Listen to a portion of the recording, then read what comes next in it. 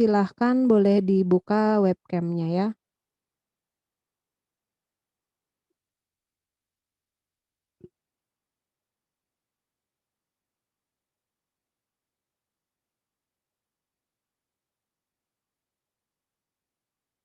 Silakan boleh dibuka webcam-nya.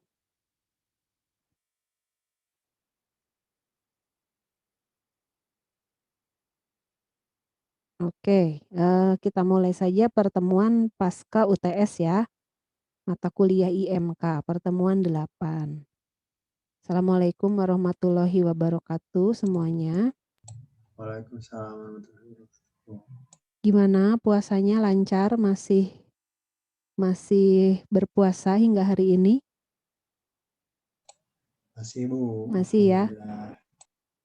Alhamdulillah ya. Alhamdulillah Bu. Nundutan biasanya ya, kalau siang-siang gini ya. Makanya biar nggak nundutan, nanti ada kejutan buat kalian biar nggak nundutan ya. Oke, untuk pertemuan sekarang, kita membahas mengenai emotional interaction. Nah, apa tuh emotional interaction ya? Nanti kita akan bahas itu. Tapi sebelumnya kalian sudah melihat nilai UTS-nya ya? Sudah ya? Mudah-mudahan itu menjadi motivasi kalian untuk lebih giat lagi belajarnya, lebih semangat lagi belajarnya di pasca UTS ini ya. Jadi kalian udah bisa ngukur diri, oh oke nanti UAS harus gimana, tugasnya harus gimana. Nah sebetulnya saya ingin membreakdown ruangan ya berdasarkan dari jumlah kelompok dan kita diskusi.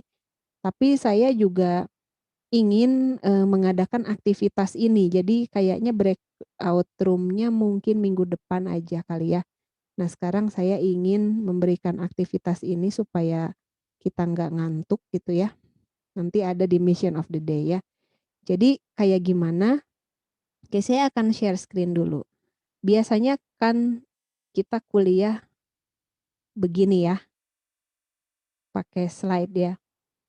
Nah, sekarang saya ingin mencoba supaya kalian juga sama bisa mulai mengkonsep something. Kita akan kuliah sekarang pakai mind map gitu ya. Jadi nanti kalian buat ini. Nah, kebetulan saya bikin di sini ada 7 subbahasan ya di emotional interaction.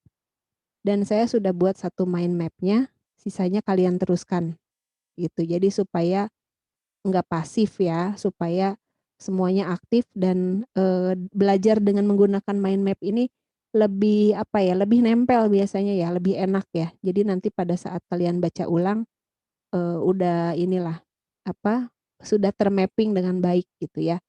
Jadi biasanya mungkin kalian menggunakan mind map untuk memetakan pikiran kalian ya, yang banyak pikiran atau yang banyak punya rencana, itu bagus ya pakai mind map ya, supaya bisa membreakdown lagi apa yang ingin kalian lakukan gitu ya. Nah di emotional interaction ini ada 7 subbahasan dari buku yang biasa kita pakai, itu sampai anthropomorphism gitu ya. Nanti ada bagiannya siapa yang ngerjain itu. Nah, saya akan jelaskan dulu yang bagian 1 ya, emotional interaction. Oke, introduction-nya adalah, nah ini ya saya langsung ya, kita pecah gitu ya, introduction. Nanti kalian bikin mind map-nya, yang jadi map utamanya itu adalah judul yang kalian dapat ya. Seperti itu, judul yang kalian dapat. Dan itu dikerjakan hari ini ya. Nah, kalau saya di sini karena kita mengerjakan, karena saya menjelaskan satu chapter, jadinya ada 7. Tapi nanti saya minta kalian bikin mind map-nya per ini ya, per sub ya, sub bab yang kalian dapat. Yang jadi ininya, yang jadi mind map utamanya gitu ya. Nah, jadi apa sih itu emotional interaction? Nah, biasanya kita mulainya dari ini ya, perasaan gitu ya, namanya emosi ya. Ketika Anda mendengarkan kabar buruk atau menerima kabar buruk, apa sih pengaruhnya ke Anda ya? Apa kesal, marah, sedih, jengkel, atau semuanya ya. Nah, itu biasalah kalian pasti sering lah apa ya, dengan perasaan yang kayak roller coaster gitu ya. Mungkin kalau mau ujian atau mau presentasi itu perasaannya kayak roller coaster ya. Nah, kita di sini bahasnya di sisi teknologi ya. Jadi dengan mempertimbangkan ini semuanya, awalnya dari kabar buruk atau kabar gembira atau apapun itu, sehingga apa sih pengaruhnya ke Anda? Emosi mana yang Anda berikan gitu ya? Apakah kesal, sedih, marah, jengkel, bahagia atau apa? Atau cemas atau apa? Nah, sekarang gimana nih teknologi bisa bantu? Kalian pernah nggak lagi bete, terus dibantu sama teknologi supaya ini nggak bete lagi? Mood booster gitu. Sering ya kalau sekarang ya kayaknya ya. Lagi sedih atau lagi apa, lalu buka handphone dengerin lagu yang gimana gitu ya. Atau mungkin malah berlarut-larut dengan kesedihannya misalnya yang baru ditinggal mantan, nggak bisa move on, albumnya isinya semua lagu patah hati, ada juga yang gitu ya. Tapi ada juga yang pagi harinya dia merasa malas-malesan terus cari mood-nya itu dengan memutar lagu-lagu yang semangat. Mungkin ada juga yang gitu ya. Nah, gimana nih teknologi bisa bantu ya? Bayangkan kalau ada teknologi yang bisa bantu mengatasi kesedihan Anda ya. Kayak gimana kira-kira ya itunya ya teknologinya ya? Teknologi yang bisa kasih saran atau jadi mood booster. Apakah Anda akan merasa si teknologi itu berguna atau malah ngenes gitu ya? Kok saya lagi sedih gini butuhnya manusia ini dihiburnya sama teknologi. Kasian banget gitu ya, kan kasian deh lu gitu ya. Udah sedih sendirian, yang menghibur malah mesin atau AI ya, bukannya siapanya kek gitu ya, manusia lain gitu ya. Ya tapi itu tergantung sih dari ini ya, dari sudut pandang masing-masing ya. Ada yang ngerasa aduh biasanya saya dihibur sama temen-temen nih, tapi karena lagi pandemi nggak ada siapa-siapa, akhirnya dihiburnya malah sama teknologi, agak ngenes juga gitu ya. Tapi ada juga yang nggak peduli lah, pokoknya siapa aja bisa menghibur saya, apakah mesin ataupun manusia. Nah itu ya, awalnya dari situ dulu ya. Nah teknologi-teknologi tadi ya yang disebut menghibur kita, ini ada pasti kalian udah sering ya mengenal teknologi jenis ini, yaitu teknologi mengenali dan mendeteksi emosi seseorang gitu ya. Itu apa sih? Ya dia itu bisa mendeteksi ekspresi wajah, body movement, body gesture. Dia akan tahu gitu kita tuh lagi sedih, lagi senang atau lagi gimana. Nah, teknologi yang bisa mengenali dan mendeteksi emosi seseorang itu disebut emotional AI atau affective computing. Oke, nanti ada link affective computing yang mind map-nya akan dikerjakan oleh, ini saya langsung aja ngebagiin tugas gini ya. Mind map-nya nanti dikerjakan oleh, ini muncul nggak di kalian layar ini, layar Sinau? Nggak muncul Muncul, Bu. kayaknya. Oh muncul? Oke kalau gitu saya share screen lagi ya. Nah ini yang saya tulis di sini kan mind map-nya web ya. Web itu maksudnya adalah ini ya, alamat ini ya, lagi bahas tentang affective computing. Nah, di sini ada 4 video. Silakan 4 video ini dibikin mind map-nya oleh 8 orang. Nama-namanya udah saya kasih tuh ya tugas-tugasnya. Dan ada 2 nama yang akan mengerjakan mind map-nya affective computing, tapi bukan videonya. Tapi di sini kan ada ini ya, tuh ya ada narasinya ya, ada penjelasannya, tuh sampai bawah. Silakan dibuat, tuh banyak banget ya, ini tapi sama 2 orang nih ya. Dibikin ininya, dibikin mind map-nya, bagi 2 aja. Hore, nggak jadi tidur siang ya. Kenapa sih saya mintanya mind map? Karena biar kalian paham gitu. Jadi kalau disuruh bikin rangkuman, maka kalian akan merangkum hanya beberapa paragraf pertama, kesananya nggak dibikin. Tapi kalau mind map itu semuanya harus dibaca, baru bisa kita petakan. Gitu ya. Jadi yang selama ini biasanya kuliahnya pasif, saya ngasih kuliah atau saya ngasih video dan segala macam, saya sekarang pengen kalian yang aktif gitu ya, be aktif, kalian yang benar-benar belajar sendiri, silakan. Nah, mengenai effective computing nanti dikerjakan sama orang-orangnya dari Asrul sampai Sultan Faza ya, ini udah ada.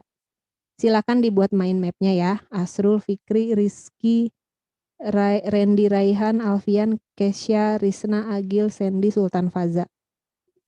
Itu ya, bikin mind map-nya. Oke, terus kita balik lagi ke sini. Jadi apa sih effective computing? Nanti kita tagih ke mereka mind map-nya ya. Oke, jadi disebut emotional AI atau effective computing. Nah, kan tadi sudah disebutkan ya, mengenali dan mendeteksi emosi seseorang. Berarti akan banyak potensi aplikasi yang dihasilkan dari emosi kita. Kira-kira akan menghasilkan aplikasi apa aja ya? Kan gitu ya. Jadi tidak hanya automatic emotion sensing ya. Jadi tidak hanya menyemangati Anda ketika sedih, mungkin juga kalau senang gitu ya. Nah, dari menyemangati Anda ketika sedih nanti ada lagi turunannya, aplikasinya ke arah apa? Kesehatan, retail, driving, education, ya enggak? Ketika ini misalnya ada yang pernah pakai Udemy atau Ruang Guru atau yang kayak gitulah, Zenius atau apapun itulah. Nah, kalau saya lihat ya salah satu aja Udemy. Mereka itu menyemangati kita untuk menyelesaikan course-nya gitu ya. Jadi kita tuh dikasih kayak apa ya, dia nawarin, "Kamu mau nggak dikasih tahu supaya kita bisa menyelesaikan progres kita dengan bukan dengan tepat sih, pokoknya tiap hari berprogres," gitu. Jadi si sistem itu ngajakin kita kayak gitu, "Yuk tiap hari berprogres." Dia ngingetin, dia selalu ngasih motivasi, "Halo sekarang waktunya belajar loh." Nah kayak gitu. Jadi kayak orang gitu ya, "Halo sekarang waktunya belajar." Terus udah gitu, dia ngingetin lagi, 5 menit juga nggak masalah kok, besok-besoknya dia ngomong gitu, 5 menit juga nggak masalah kok, toh 5 menit juga belajar gitu ya. Terus besok-besoknya lagi dia ngingetin lagi, "Kamu udah lama nih nggak belajar di Udemy, yuk dibuka lagi." Nah kayak gitu, jadi menyemangati kita. Maksudnya, kebayang ya bikinnya gimana gitu ya. Kadang kita nggak mikirin sampai ke sana kan ya. Nah kayak gitu ya. Terus, ya samalah yang health ya, misalnya yang diet atau apa, retail, driving ya. Nah terus, disebut emotional AI atau effective computing, dia menentukan seseorang marah, sedih, bahagia, dan lain-lain ya. Nah memicu intervensi teknologi yang tepat, memberi saran untuk berhenti. Berhenti dari apa? Maksudnya berhenti dari kesedihan atau kemarahan tadi gitu ya. Diintervensi sama dia, udahlah jangan sedih terus, udahlah jangan marah terus, sama teknologi gitu ya, kita dikasih tahu. Dan bahkan dia memberikan saran, udahlah kalau kamu sedih terus atau marah terus, nih aktivitas yang cocok untuk kamu adalah begini. Kayak gitu kira-kira ya. Nah itu kebayang nggak sih ya, aplikasi itu melibatkan emosi gitu ya. Oke, jadi apa sih emotional design? Nah, kita udah bicara mengenai ini ya, emotional AI dan effective computing. Nah, ini adalah area yang sedang berkembang sekarang ya. Emotional design ya namanya ya. Fokus di desain teknologi yang dapat menimbulkan keadaan emosional yang diinginkan. Malah ke sana ya, fokus di desain teknologi yang dapat menimbulkan keadaan emosional yang diinginkan. Misalnya teknologi itu menginginkan emosi kita yang bahagia atau senang. menginginkan emosi kita yang tapi lebih ke positif ya biasanya ya. Atau mungkin, apakah teknologi itu berempati pada kita, misalnya kita sedih dia ikut sedih, kayak gitu ya. Nah, supaya, supaya ada bayangan mungkin kalian bisa browsing lah aplikasi bukan aplikasi ya, bahkan robot ya, robot yang, bisa ini, bisa melihat wajah kita kalau kita lagi sedih, dia ikut sedih, kayak gitu ya, bukan di film aja ya. Nah ini ya, misalkan aplikasi yang gimana contohnya, yang merefleksikan emosi, suasana hati, perasaan manusia. Kan ada juga ya aplikasi yang meminta, kamu perasaannya gimana, kita tekan emoticon kayak gitu ya, lagi marah atau sedih atau apa, gitu. Nah di emotional design ini fokus gimana ngerancang produk yang interaktif untuk membangkitkan jenis respon emosional tertentu pada manusia. Kayak misalnya gini, si teknologi itu sengaja membangkitkan jenis responnya adalah, kasih sayang gitu ya, atau kebahagiaan, atau tidak merasa kesepian. Jadi pada akhirnya muncullah virtual pet. Kalian tahu kan virtual pet, kalau yang sekarang itu ya kayak Aibo ya, yang gugug virtual itu ya, gugug robot robot gugug ya. Cari ajalah ya, banyak ya robot-robot kayak gitu ya. Atau bahkan ada juga robot yang bentuknya nggak seperti hewan ya, tapi kayak misalnya cuman bulet aja, tapi dia sangat memahami kita. Atau kayak Anki ya, Anki Vector atau Anki yang satunya lagi, Anki robot ya, itu juga sama ya. Nah, bagaimana sosial robot mengatasi rasa kesepian kita, ya dia bisa diajak ngobrol ya. Nah terus juga, ada juga zaman dulu tuh virtual pet-nya kayak Tamagotchi gitu ya. Nah seperti itu. Jadi di situ fokus ke bagaimana mengubah human behavior melalui emotive feedback. Nah, kita udah bicara tadi, ini ya, emotional AI, terus, effective computing, teknologi yang mengenali dan mendeteksi emosi seseorang, dan akhirnya gabungannya dari emotional design dan effective computing itu adalah emotional interaction. Nah, itu ya asal muasalnya ya. Oke, dan itulah yang akan kita bahas ya, emotional interaction. Nah, untuk chapter 2-nya saya, membuat sedikit ya, sebelum Anda belajar emotional interaction, Anda harus belajar dulu dan ngerti dulu apa sih itu emotion and user experience. Dan saya udah kasih contoh ya, kalian, bikin mind map-nya, terserah, saya pakai MindMaster ya. Kalian kalau mau pakai MindMaster silahkan, silakan bikin mind map-nya untuk 62 itu dikerjakan sama Rinda. Mana Rinda? Ada Rindanya? Ada Bu. Ada ya, Rinda sama Nandang ya. Jadi Rinda, saya kasih contoh aja ya, Rinda sama Nandang bikin satu mind map di MindMaster aja, kalau mau kita semua seragam aja di MindMaster ya. Nah nanti Rinda sama Nandang pas bikin mind map di sini, kalian kan bikin ya, baru new mind map, judulnya, oh sorry, ini udah kepenuhan saya ya. Saya pakai akun lain deh. Sebentar ya.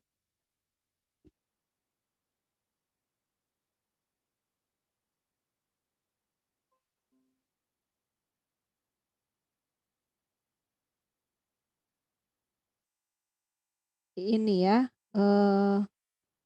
nanti pada bikin akun aja di sini ya, di MindMaster ya. Jadi satu mind map itu bisa dikerjakan berbanyak gitu ya, berdua ya, karena kan ini berdua-berdua ya.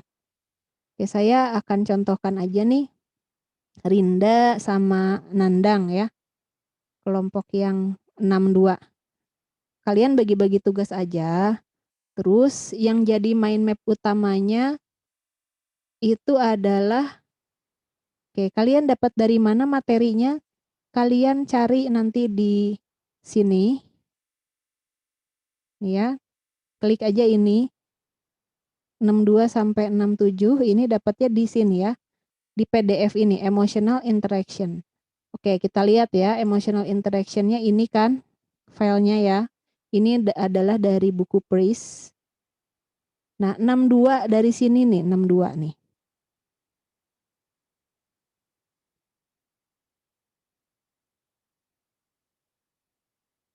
Nah, ini ya 62. Ini udah masuk 62.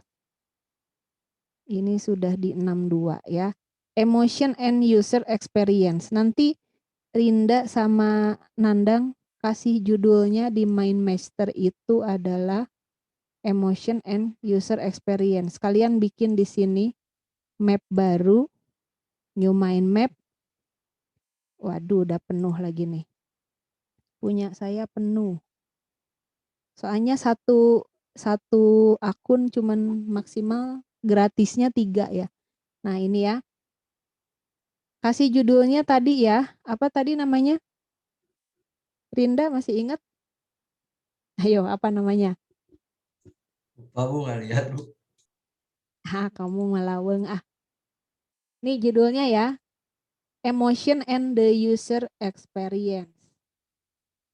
Saya kasih contohnya yang Rinda sama Nandang ya. Jadi nanti kalian berdua kasih judul ini Emotion and the, boleh disingkat user experience jadi UX ya. Emotion and the UX. Nah, Rinda kan bekerjanya berdua ya sama Nandang. Nanti di sini di invite. Jadi keroyokan ngerjainnya ya. Invite, kasih emailnya. Gitu ya. Kasih emailnya. Jadi nanti Rinda sama Nandang ini dalam satu mind map dikerjakan berdua. Harus berdua ya. Kenapa sih saya bilang harus berdua? Karena nanti saya bisa lihat dan tambahkan juga invite-nya ke saya ya. Nanti saya bisa lihat siapa yang edit, siapa yang ngisi mind map ini. Kalau misalnya semuanya dikerjain sama Rinda, semua Nandangnya enggak, kelihatan ya. Atau Nandang aja semua yang ngerjain, Rindanya enggak juga kelihatan. Gitu ya.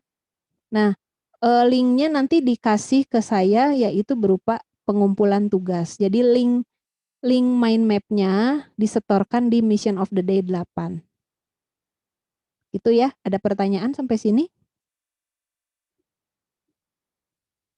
Nah, ini pembagiannya ya. Rinda sama Nandang 62, Diki sama Bayu Aji 63.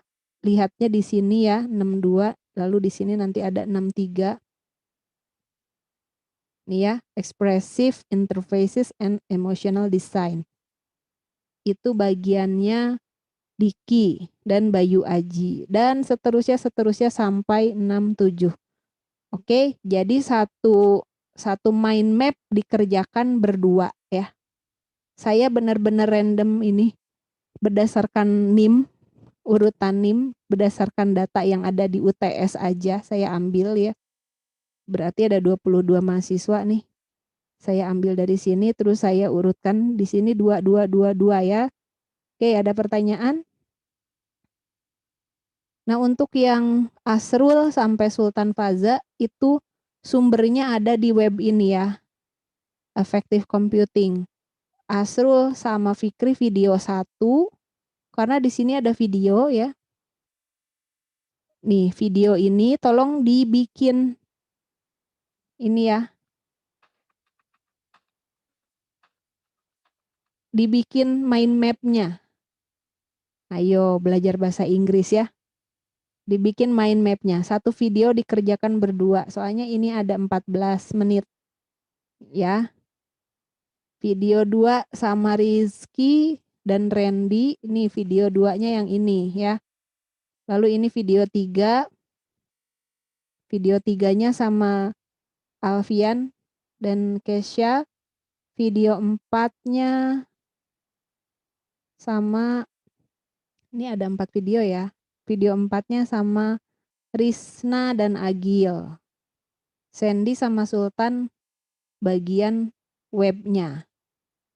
yang non video, kan ini ada tulisan, nah panjang tuh ya, silahkan.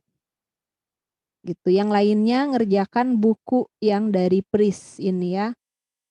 Ada sebetulnya sedikit sih, cuman 27 halaman ya. Tapi bahasa Inggris suka begitulah ya. Oke, silakan dibuat mind map-nya ya. Nah, mind map-nya nanti mendapatkan linknya gimana? Nanti di sini kalian akan saya kasih contoh yang ini ya. Sudah jadi mind map di MindMeister. Kalian mau kasih linknya adanya di ini ya, ini ya, terus ini share link, di copy, terus dijawab di sini, di Mission of the Day 8 ya. Begitu ya, ada pertanyaan? Oke, mumpung baru 13.31, sepertinya kalian sudah bisa mengerjakan ini ya. Saya sudah membuka introduction-nya di 6.1. Dengan adanya mind map, yang biasanya ini ngejelasinnya lama, tadi saya ngejelasin introduction cuman sebentar ya, karena terbantu oleh mind map. Jadi saya sudah baca buku itu dan sudah saya petakan gitu ya. Oke, ada pertanyaan?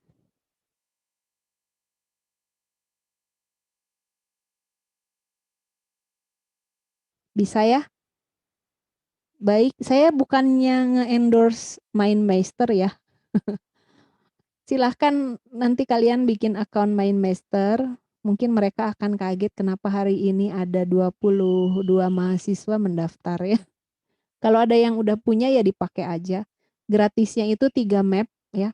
Dan saya rasa dengan belajar memetakan pikiran kita, memetakan pemahaman kita akan sebuah materi, itu akan sangat membantu kita untuk mempelajari materi dan mengingat lebih lama gitu ya. Lebih paham, lebih lama ingetnya gitu dengan mind map ya. Oke, seperti itu ya. Jadi saya tunggu link URL dari MindMeister yang sudah di-sharing tadi. Oke, mungkin cukup sekian saja. Sekarang saya ingin kalian yang aktif ya, aktif belajar dengan bikin mind map. Kalian tentunya benar-benar akan dikupas tuntas bacanya gitu ya. Nanti minggu depan kita bahas apa tuh ya? Minggu depan itu kalau nggak salah interface atau apa saya lupa ya, atau data gathering. Sekalian nanti minggu depan saya akan diskusi dengan kalian per kelompok ya di breakout room. Tapi ini ya nggak lama lah ya. Yang penting diskusinya dapat, materi kuliahnya juga tetap dapat gitu ya. Oke, sekian saja mungkin materi dari saya cuman kasih intro aja. Sisanya kalian silahkan dibuat mind map-nya di MindMeister ya. Udah ya, nggak ada pertanyaan? Cukup? Oke, kalau gitu saya tutup kuliahnya. Jangan lupa attendance-nya diisi ya. Ya, selamat menjalankan ibadah puasa sampai tamat nanti. Tetap semangat, nggak ngantuk ya. Terima kasih. Saya tutup saja untuk Zoom-nya. Silakan Anda lanjutkan bekerja di mind map ya. Assalamualaikum warahmatullahi wabarakatuh. Waalaikumsalam warahmatullahi wabarakatuh. Makasih Bu. Makasih, Bu. Ya, sama-sama.